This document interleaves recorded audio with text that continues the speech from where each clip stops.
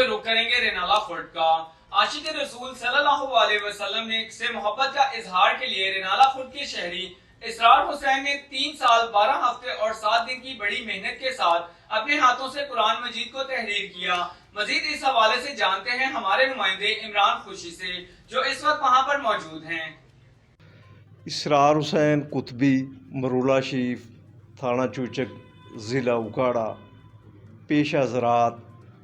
میں مختلف جگہ تے گیا، کلام پاک دیکھے، ہاتھ نہ لکھے جدو کلام پاک دیکھے میں شوق پیدا ہویا۔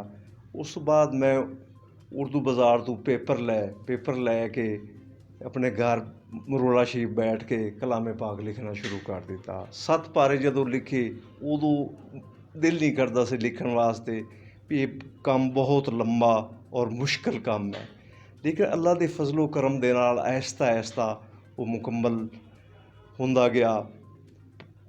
آخرکار اللہ دے فضل و کرم دے نال 3 سال 7 ماہ 12 دن دے وچ یہ کلام پاک مکمل ہو گیا۔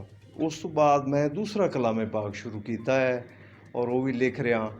لوگ آ کے دیکھ دین، بڑا خوش ہوندے بھی ہاتھ دے نال اللہ پاک دا کلام جاری و ساری ہے تے بڑے خوش ہوندے۔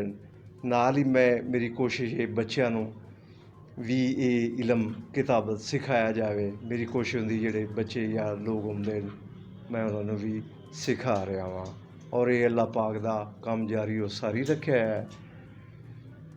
یہ اللہ پاک میرا حامی بھی ہے تے مہربانی بھی وہ اللہ پاک دی شامل ہے۔